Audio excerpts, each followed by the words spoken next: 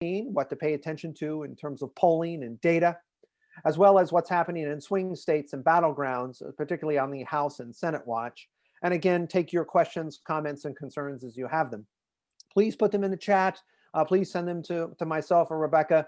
If there are things that you don't want to put in the chat that you want followed up, don't hesitate to email me. I will be happy to get back to you just as quickly as I can.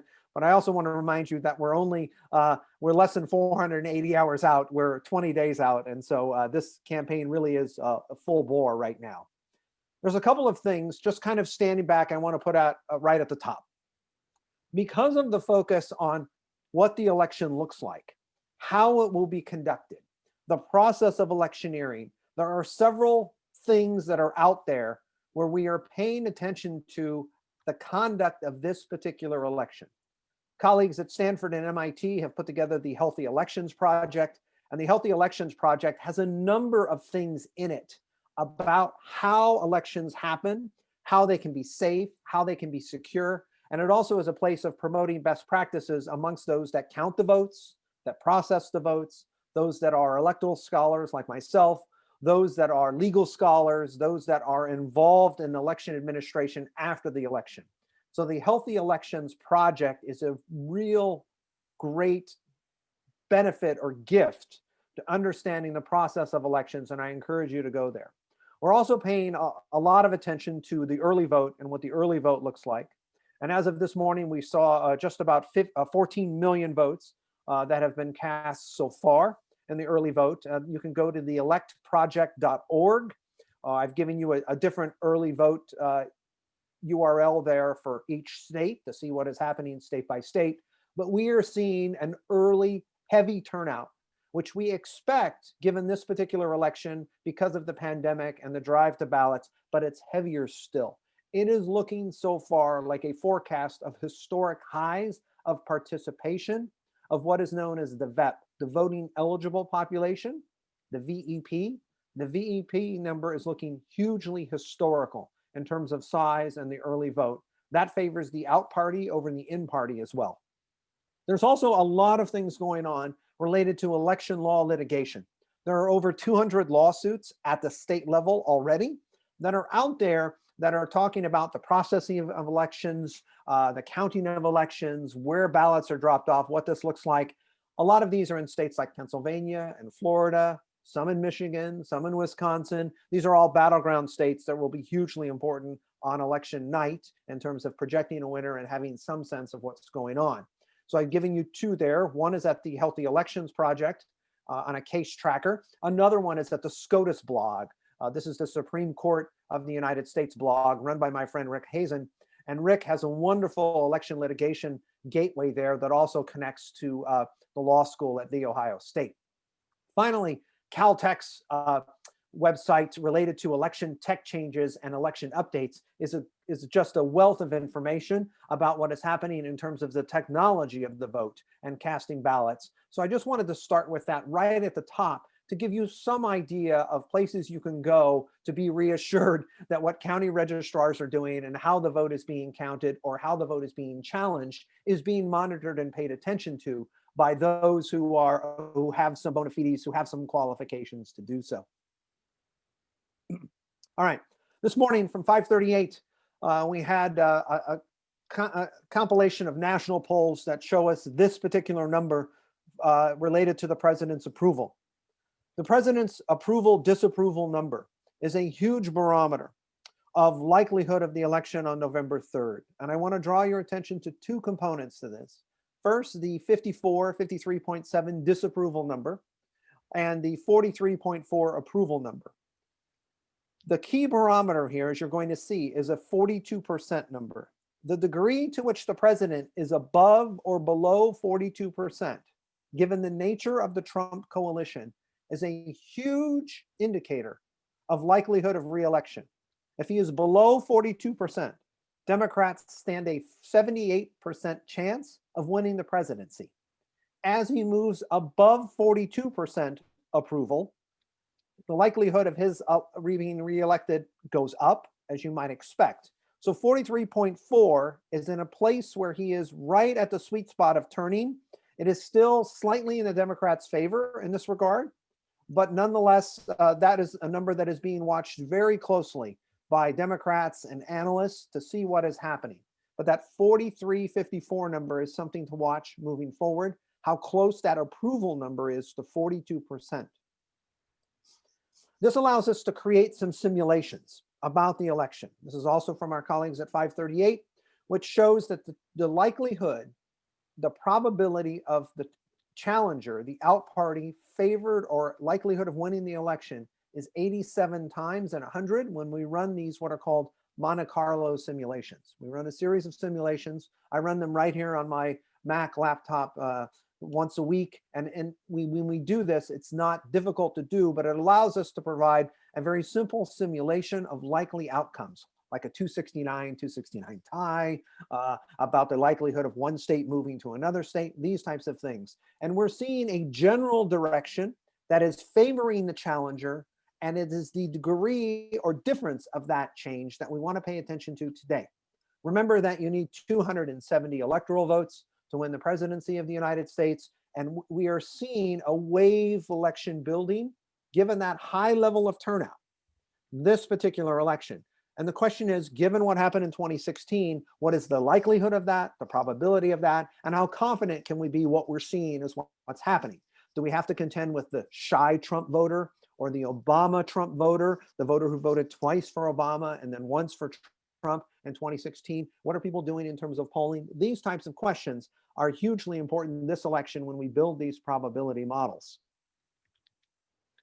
As we look for the role of the debate, since we've had one presidential debate, and we've had only one vice presidential debate, we have looked at voters. This is from Morning Consult. This also came out this morning, and it looked at the scale of where the candidates are at versus where the voters would like their ideal candidate to be. Notice that the scale slides, and what you're interested in here is the difference or density or width from where one ticket or the other ticket is from the ideal candidate and what that range looks like.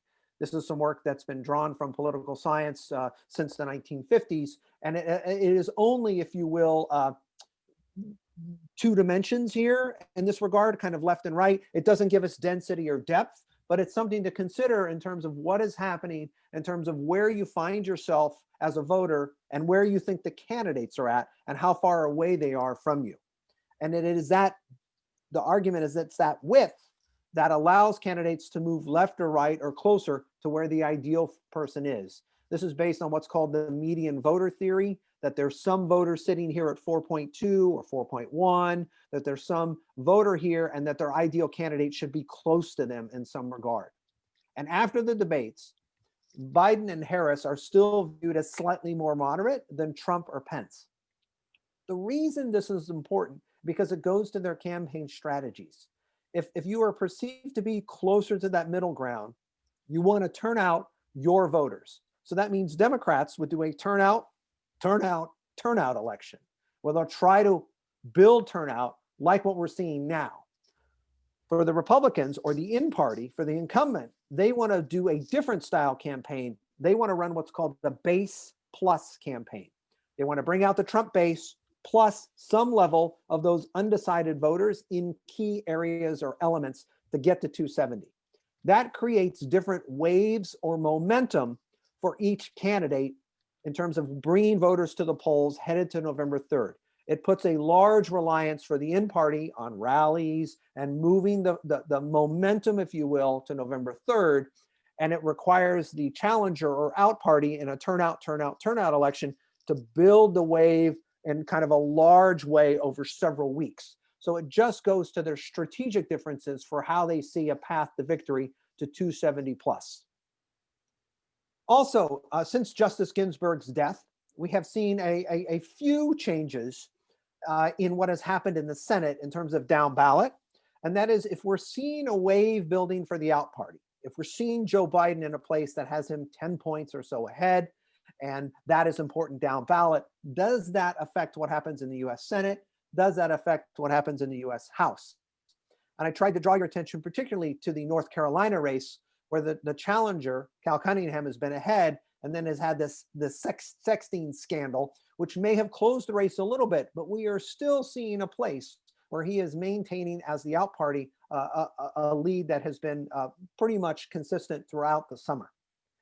Texas being a state that's been talked about, for example, a lot in the press, but Texas is a redder state than we think. South Carolina, another state that we have seen a lot in the press, particularly with Jamie Harrison raising $57 million, the most of any Senate candidate ever in an election. And again, South Carolina is redder or more Republican than we think as well. So this is kind of what's happening down ballot. Now, with this kind of setup, what we want to pay attention to are a couple of things, the commandments of 2020. Again, that first commandment, is presidential approval above or below 42%? If presidential approval is above 42%, that is an important marker for what Trump base plus coalition has to do to get reelection. Because Republicans stay closer to party, because of the nature of his coalition, that 42% is kind of a rule breaker or kind of a pivot on the fulcrum, if you will. If he is less than 42% at the end of October, say around Halloween, if he's less than 42%, the likelihood of a Democratic wave, a Democratic victory, an out party versus in party, an out party victory is quite high. The reason for that is because of the Electoral College rule and the Democratic roll-off, this kind of second commandment. Democrats, as many of you know, kind of scatter to the winds. They go all over the place. There are Democratic identifiers. There are green Democrats. There are blue dog or moderate Democrats. The Democratic coalition being quite wide. And to get to 270 electoral votes, Joe Biden has to be up by 8 points in terms of most national polls. That's a problem, as I'm going to show you with national polls, in terms of how we measure it. But he has to be up by around plus 6 to 8 points, right in that period of time, the end of October, for the Electoral College rule and Democratic roll-off to have less of an effect. This was hugely important in Michigan, in Pennsylvania, and Wisconsin, 3 states that candidate Trump won in 2016 to become President Trump, and he won those 3 states by a total of less than 100,000 votes. In order for him to draw that inside straight again, they have to win a couple of those states, but not all of those states. But then they have to add in other states like Florida, New Hampshire, North Carolina, or expand the map and move into states like Minnesota. Nonetheless, the Democratic candidate, if Biden is up by, say, plus 8 or more, Trump is at 42% or less, the first 2 commandments, it's still likely a close race. And that is, Democrats have a cap on the national vote total that they've typically received. You have to go back to LBJ in 1964 when he received 61.1% of the popular vote. But since that time, no Democrat has received more than 53% of the popular vote. This is Barack Obama in 2012. Our model is showing Biden at receiving around 54, 55%, which would be an all-time high since 1964 for a Democratic candidate. The question is, what is that 54 or 55% of a popular vote? How does that translate to 270 or an Electoral College rule? We'll look at that. Much of this is framed by the 4th and 5th commandments, if you will. We have generally thought that economic growth and the pocketbook matter most to voters. We're not seeing that this particular election. The concern about the household, the concern about the pocketbook and the economics of the household are still important. But nonetheless, the social upheaval and protest politics of the last several months, the pandemic politics of the last 6 months, have also framed this race. We see the pandemic and protests competing with the pocketbook to influence this particular election. That has turned the focus to who votes, when they vote, and how do they vote, the mechanics of the election and what comes after, as a huge focus. So if you're the incumbent party and you're worried about re-election and you're thinking you're losing your mojo or your momentum, if you don't have Big Mo, what you have to do is suppress the vote or push people to vote less. And in 2016, 93 million people who were eligible to vote did not vote. We saw a bump up in midterm results in 2018, particularly amongst suburban college-educated white women. And we're seeing the same bump up again of college-educated suburban white women combined with seniors who are flocking away from the Republican Party, or from away from the incumbent more accurately. And that is kind of buoying the results as you're going to see. And that means that where these people live, or some areas of the country, matter much more than other areas. To frame all of this in the background, let's remember the 25th Amendment. Given the president's diagnosis, given what's been happening in the White House, given what's been happening to his team and under COVID, this has raised issues related to the 25th Amendment, an amendment to the Constitution that came into being after the assassination of John F. Kennedy in 1963. As you can see, this amendment deals with the removal of the president from office, or his death or incapability to fill out the office. It has a couple of key components to it, particularly Section 4. And the 25th Amendment really requires not only that the vice president moves into a place, but that the president notify the Senate pro tem, that would be Chuck Grassley from Iowa, and the Speaker, Nancy Pelosi, in writing of his inability to fulfill the duties of the office of the president. This seems unlikely with this guy. This seems unlikely with this president. And as a result, you're really looking at something like a series of executive department leaders, secretaries in his cabinet, a majority of them saying that the president is unable to fulfill his duties. That also seems unlikely. And here's one reason it's unlikely. The Presidential Succession Act of 1947, if the vice president moves up, the vice president then has to notify, as he moves into the presidency, who he wants to be vice president in his administration. So if Vice President Pence were to move up, he has to notify the Speaker and the Majority Leader of the Senate, that would be Mitch McConnell, where his nominee, or his appointment rather, to be vice president under a president acting Pence, would be subject to a majority vote of both chambers, both the House and the Senate. That signifies a deadlock, which moves the Speaker of the House, Nancy Pelosi, up into what we would have in terms of a constitutional crisis. So the likelihood of invoking the 25th Amendment, leading to some invocation of the Presidential Succession Act of 1947, seems unlikely in these next 3 weeks.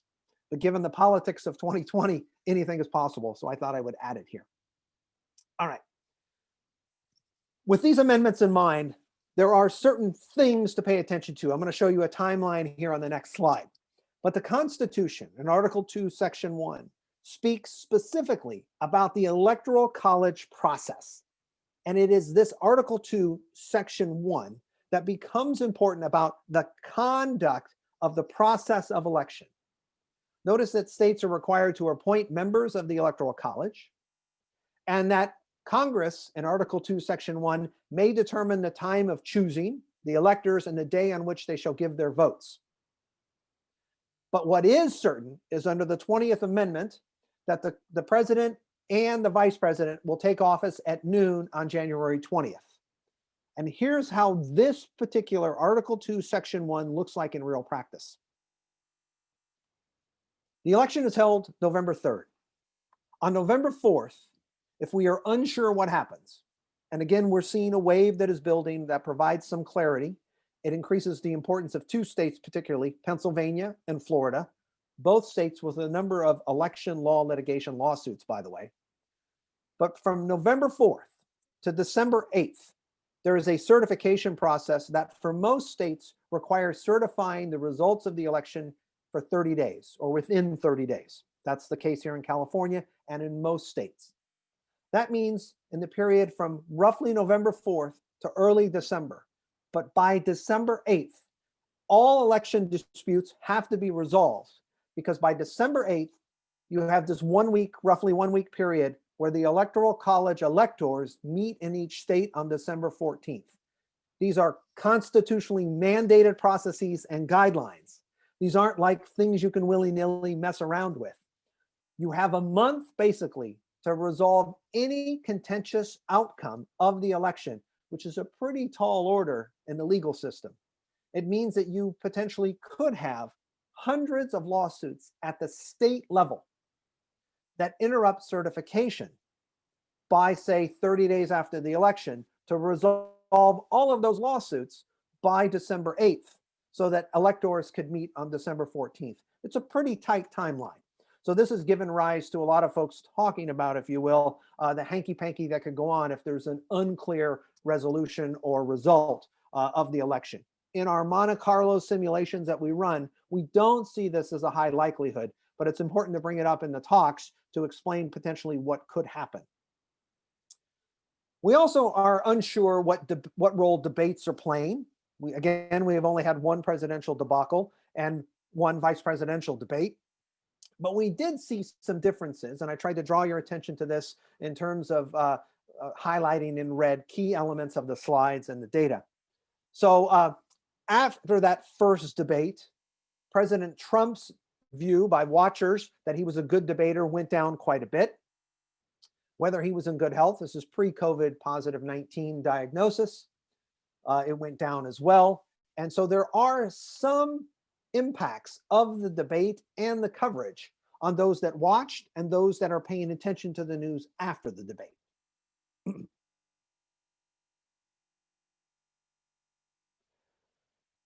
And Gallup.com is measuring presidential approval and has been doing so for decades now. And when we look at Gallup's presidential approval or their public opinion data, there are some elements in there to kind of get into the model. And one thing we have seen at Gallup is not just presidential approval, or do you think the country's headed in the right direction, or do you like this president or not, but there is a record high amongst voters who favor same party, uniparty control of the presidency and Congress. This number is record setting and dramatic in terms of 4 out of 10 voters now, a plurality of voters who favor the same party controlling the presidency and Congress. This is hugely important in an election that is experiencing this high level of turnout. If that is sustained and keeps going, we could see a place where the Senate maybe goes to Democrats. It's looking close, but not certain. But House control by Democrats would grow. And if the out party were to move into the presidency, they'd have at least 2 out of 3, maybe 3 out of 3. But we're seeing voters reflecting uniparty control or one party control of the government at the highest rate that we've seen in a long, long time. So all of this sets up, what do we watch for the next 3 weeks? What do we look for in terms of the state of the race? We should see a tightening of the race, but a high level of volatility or fluidity and unpredictability in this particular race. That is the case nonetheless, whether we see another debate on the 22nd of October or possibly the 29th of October. The next scheduled debate is the 22nd of October, but the Trump campaign has floated that maybe they need to have a debate on the 29th of October as well. So we should see a lot of fluidity and unpredictability. And here's one area where I want to draw your attention to all these polls. So when you're inundated with these polls and they're coming at you, there's a few things you need to pay attention to. One is you want to pay attention to the spread. Is the spread 7 or 8 points? Is it 10 points? What is that spread? As that spread approaches 10 points, or again, as I mentioned earlier, is the challenger up by 8 points or more? That translates into some momentum headed to the Electoral College. And is the challenger at 50% or 48, 49, more or less at that area? And this is an aggregation of many polls. That's what you're seeing in the data over here. National polls are problematic. They were problematic in 16, they were problematic in 12. They reward or overcompensate for the momentum to a candidate. So it might not be that the challenger is up by 8. The challenger might only be up by 6. Again, that magic number. So what you need to look at are state by state polls, particularly battleground state by battleground state polls. Is the spread double digits or not? Is it around 48, 49, or 50? And does it involve registered voters, RVs, or likely voters, LVs? At this point, we should be getting likely voters over and over and over again in our polls and not registered voters. And some polls are commingling them. For most pollsters, likely voters are voters who have voted in 3 of the last 4 elections. It's called the 3 of 4 test. That is how most pollsters measure it, but not all pollsters measure likely voters with the 3 of 4 test. Some include other additional data, and some include only a 2 of 4 test.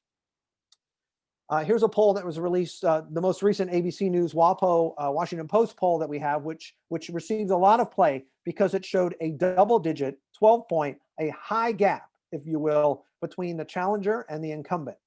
So I just want to draw your attention to, you're looking at this in the period of time down below. You're looking at, does it have likely voters and how many? And is it plus or minus 4%? And the great thing about this graphic is it gives you the confidence interval of the range of the error plus or minus 4%. So it demonstrates to you what is the likelihood or what's going on, particularly if the error is too high and should be lower for Biden-Harris, and is high, if you will, and if it's much closer in this regard. It just gives you a 95% confidence interval with those likely voters over a period of time and what that looks like. So it's a nice demonstration of what to look like, or what you look at when you look at a poll. And it notes right up at the top that it's likely voters.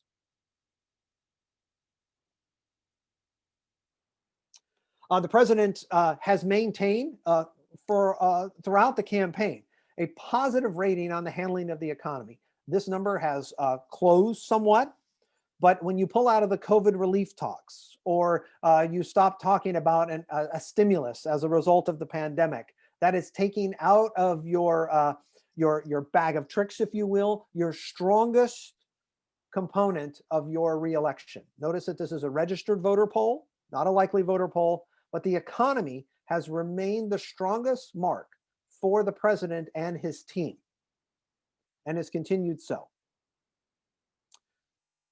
If you look at this poll that was released last month, you see some things about this poll that are very dramatic. We rarely see polls amongst respondents. These are both online and live telephone results that total 100%. We rarely see polls that total 100% in terms of voting for one candidate or another. There's always someone who opts out or doesn't have an opinion. This is extremely rare. The reason I draw your attention to this is what this does tell us is that there are very few undecided voters about voting one way or another. But those that are undecided, we call them the purple people. They're a mix of, say, blue and red preferences, getting purple. We call these purple people cross-pressured. They're cross-pressured about what to do, and so they decide late.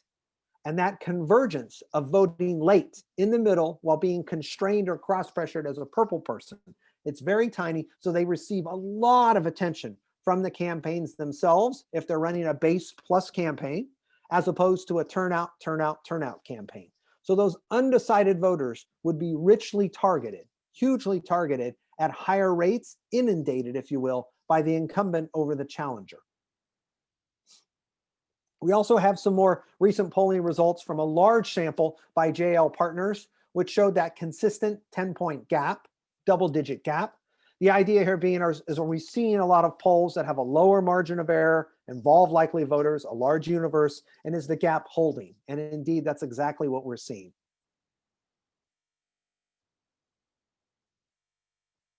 This is just to kind of give a finger in the wind type test, and then we'll dive into what we're seeing here.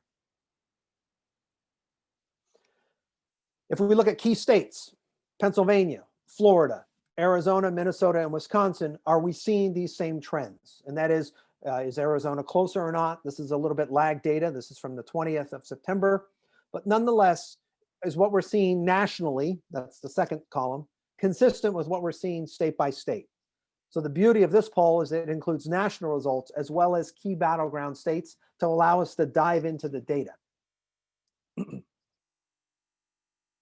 And as you can see from here, the battleground state, the true battleground state from this data looks to be Arizona.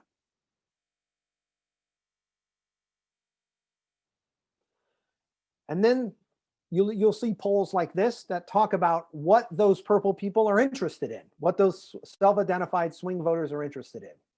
And here's how you digest a poll that comes at you with lots of numbers like this. You take Corona, you take healthcare, and you take jobs in the economy, and you total the top three categories up. 30 plus 30 is 60, 17 is 77. More than 3 out of 4 of swing voters, more than 3 out of 4 swing voters are concerned about these 3 issues.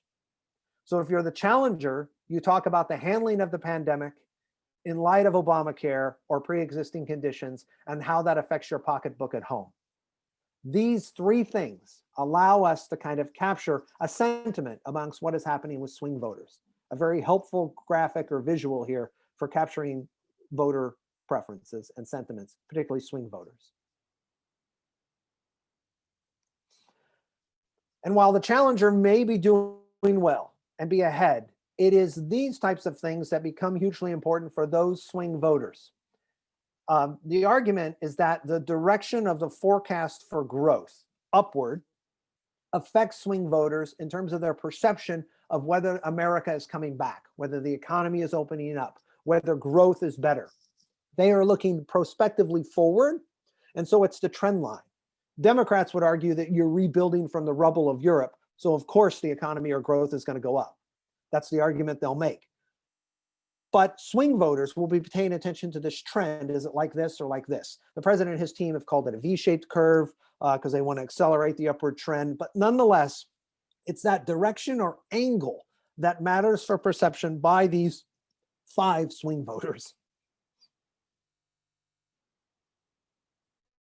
And here's why. 2020 is an election unlike anything we've ever seen. You've got the recession, you've got the pandemic, you've got the protest politics, and an intensely emotional election. This is like 1968, 1957, 1919, 1980, all rolled into one. It's an intensely super disruptive set of concurrent trends that are affecting this particular election, making it unprecedented in our history.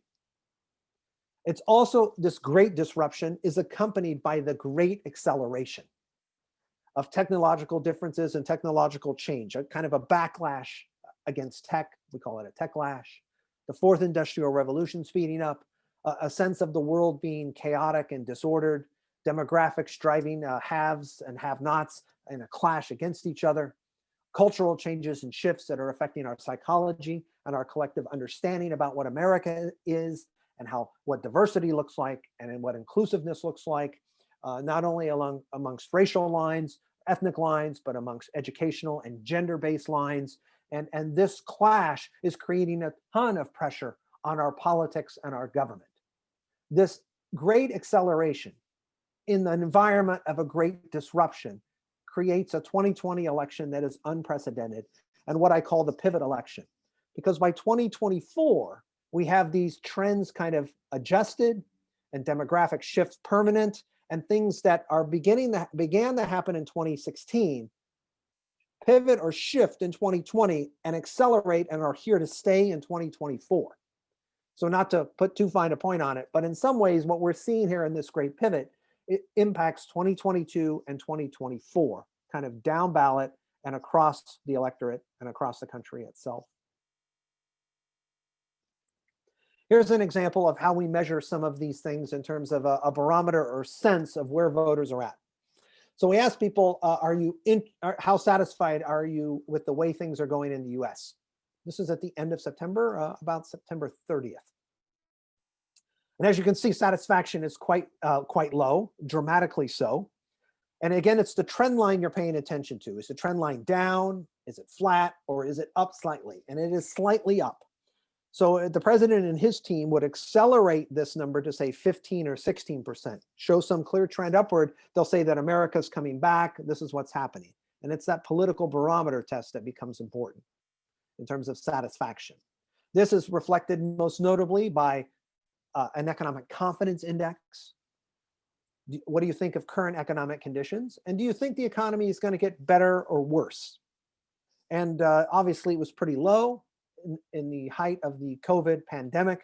It has slowly crawled back, but it's still a net below zero. And again, it's that trend line that you want to watch, the angle of that line. Are you confident about how things are going now? And are you likely to see, or how do you feel about things moving forward?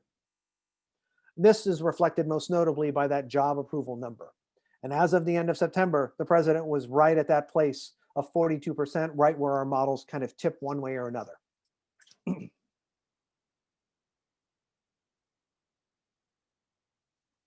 All of this allows us to compute a couple of things. If we look at 1956, or we look at Johnson in 1964, And we look at net June approval and net October approval. End of June, end of October. So kind of a pre-4th of July, Halloween type test. And we look to see, do you approve or disapprove? Do you approve or disapprove of the job of the President of the United States? That do you approve or disapprove number allows us to compute something like this. This is one of the more important slides. So what we've done here is look at and project late October, October 31st, approval or disapproval of the president. And you might argue, okay, you have a lot of negative numbers over positive numbers. Sorry about that. The reason we have that is because the approval numbers here, the president's approval has generally been underwater. He's generally had more disapproval than approval throughout his presidency. So if he has slightly more approval than disapproval, 5%, he's online for getting 290 electoral votes with a probability of 62%. If he is basically 50-50 approval and disapproval, he is below 270, and his probability of victory is less than 50%. But this president has been perpetually underwater. So even at 42% or 43%, that's more than this, it's in between these two numbers, the probability of victory is quite low. And this is historically quite significant because 7 out of 10 times, when the president runs for re-election, he wins. But this president has the drag of the pandemic, has the drag of recession, has the drag of protest politics framed in this emotional election. And that's creating great difficulty in that sense. I'm going to stop right here. I can share some more slides, but I want to leave plenty of time for questions. I have a lot more material. We can always go back to it as questions come up, but let me stop there and let's take some of your questions. Thank you, Becca. Okay, let's see. We've got so from Liz, we have, what 3 national news sources do you recommend to follow the election? Okay. Liz, let me take that in this sense. Every day I read a lot of blogs, read a lot of Twitter for what's happening. I pay very close attention to what is happening on Twitter via Politico. Politico is one place that I get material from all the time, especially from some of their correspondents on the campaign trail. I also, you can subscribe to Axios, A-X-I-O-S. AXIOS, Axios is very helpful. I showed you a couple of polls from Morning Consult. Morning Consult, the Morning Consult first read is very helpful. There's also a first read morning update that comes from NBC News. So NBC News first read, Morning Consult, AXIOS, Axios, and Politico. Politico has a morning feed that comes in every time. They generally come in 4:35, 5:30 in the morning, and on the weekends a little later, 6 to 7 a.m. But those are fantastic sources to get a sense of what's happening. The Politico money feed, it's about the economy and economic conditions and what's happening, and a sense of that is also great, and it comes in twice a week, beginning of the week and the end of the week. Those are fantastic resources that I look at each day. Okay, and then from Deb, we have, what is the possibility that governors will undermine the popular vote in their state selecting electors? Okay, thanks, Deb. That's a very good question. One of the broader possibilities has been that that there could be some divergence between what governors want and what electors should do or what they're pledged to do. And I'm going to put a finer point on your question. This could be particularly the case in Pennsylvania, because Pennsylvania has a governor and a legislature of different parties. So imagine the legislature pushing forward one thing while the governor pushes forward something different in a key battleground state. Because when you look at Bucks County today, a county outside of Philly, is a 50-50 split. It's a key battleground on election night. So on election night, watch what happens in New Hope, Pennsylvania, in Bucks County, Pennsylvania. It will give us a barometer of what is going on in the nation.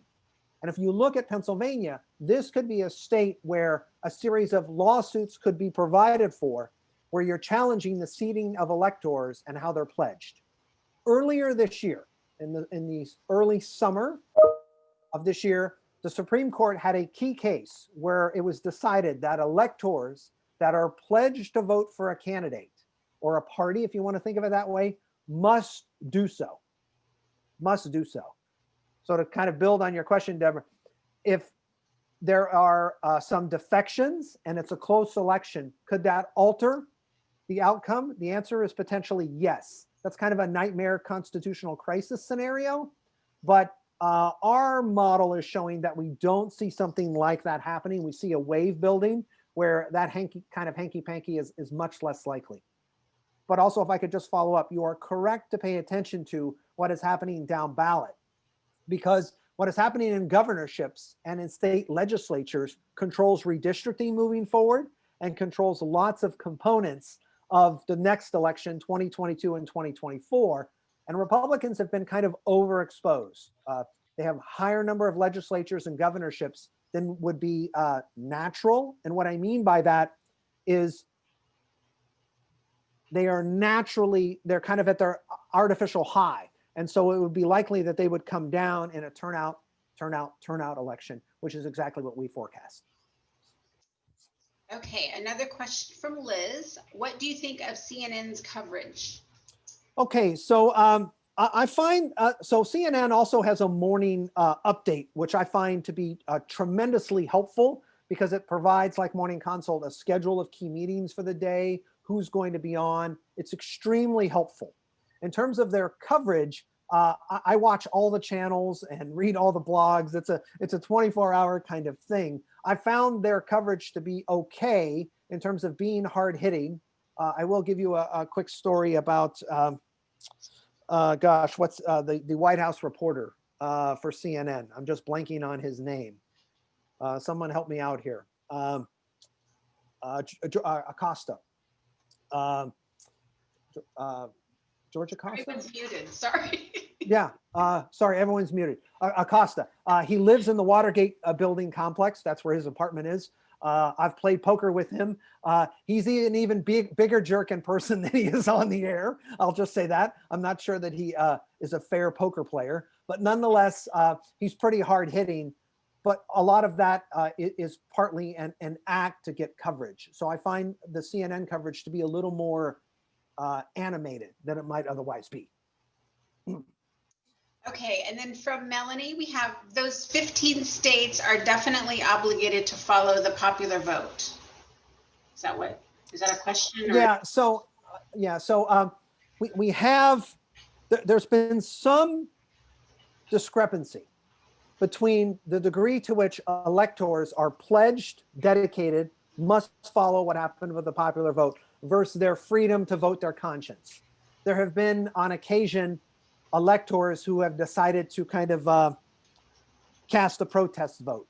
Since most electoral college members are locked in establishment party members, the defection rate or likelihood of a defection is quite low. They'd be shooting themselves in the foot kind of thing.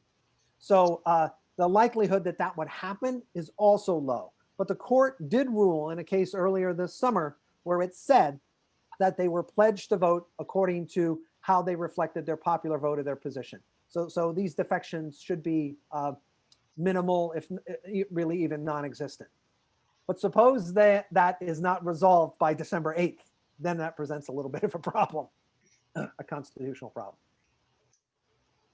I don't have any more questions in the chat box, but does anybody, would you like to raise your hand and I can unmute you and you can ask the question to David? Sure, and I can show you some more things too. I'm prepared to do that. Okay.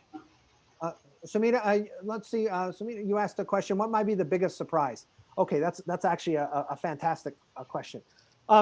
We should expect that in a volatile election, given these super disruptions, that there will be a surprise on election night. An incumbent who believes he or she is safe is going to lose. We thought that might be Lindsey Graham. Couldn't happen to a nicer guy in South Carolina. But South Carolina is pretty Republican. So it's more Republican than we think. So that opens up things for like what happens in Joni Ernst's seat in Iowa, If Democrats were able to win Iowa, it's uncertain that that would happen. It means that an incumbent in the House for the Republican side and a Democratic wave gets swept up. It means that Democrats do better in Georgia, where there's actually a high number of Latinx voters that could swing the election. So there are things down ballot to pay attention to. It means that someone who thinks he or she is safe is going to lose because of the volatility of what's happening here in this turnout election. In terms of states, it makes specific counties in Pennsylvania much more important. So the good news, I don't know, the bad news is that Florida becomes a key barometer of flipping this election one way or another. It becomes what is happening with seniors in Florida as a key element of determining the presidential election. Let me show you this here for just a second. Bear with me just a second. I'm going to show you a couple things. All right.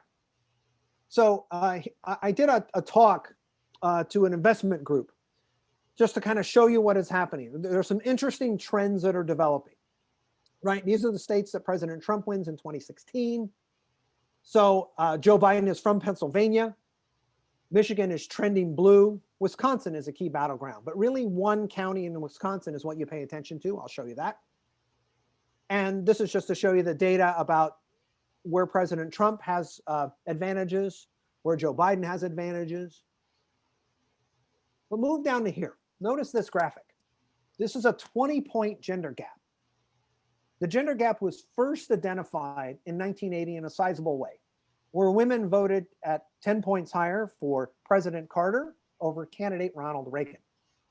The gender gap has stayed largely about 8 points since that time in favor of Democrats over Republicans. This is more than double that, where women, particularly college-educated women, are much more likely to vote for Joe Biden over Donald Trump. That gender gap is huge, and it matters this way because there are more female voters than male voters. But the president's popularity amongst the troops is also declining. Generally, the president does pretty well amongst the troops, and generally the troops are more Republican than Democratic. But this president is upside down. And here's another component to this related to senior voters. The exit polls showed us that candidate Trump defeated Clinton in the exit polls by a sizable number amongst senior voters. But look at what we're seeing now in May. And that 10-point gap, the reason I show it is it has persisted and maybe even grown a little bit today. It's a 12 to 15-point gap in favor of the candidate who's challenging over the candidate who's running for re-election, on the out party favored over the in party. That's a big number. Even amongst younger voters, so while they might not be enthusiastic about Joe Biden, they're much less enthusiastic about the president. This is a little bit problematic data because we tend to measure young people as 18 to 35. And if any of you know people in your life who are 18 to 35, there's a big difference between an 18-year-old or a 20-year-old and a 30 or 35-year-old. Okay, a big, big difference. So how we measure them is problematic. The president is losing in key battleground states, so that means he has to expand the map and change what he's doing. He's spending a lot of time in Michigan and a lot of time in Florida. And this affects the vote by mail rules. So bear with me just for a second. And let me show you a key element here of what's happening. If we go down into the suburbs, look at what has happened in the middle suburbs. It's become the key battleground. This is not Sebastopol, but it is the area between Sebastopol and Roanoke Park. It is the area outside of Cloverdale or an area like Pengrove.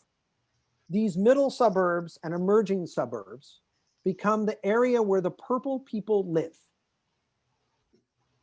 And they represent what's called a ray.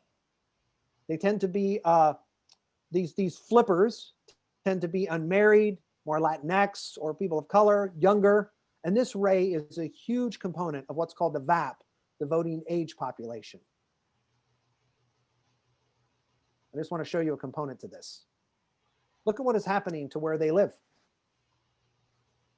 This is affecting Arizona, this election, Georgia, as I mentioned, but it's also affecting many parts of the country, especially headed forward after this election.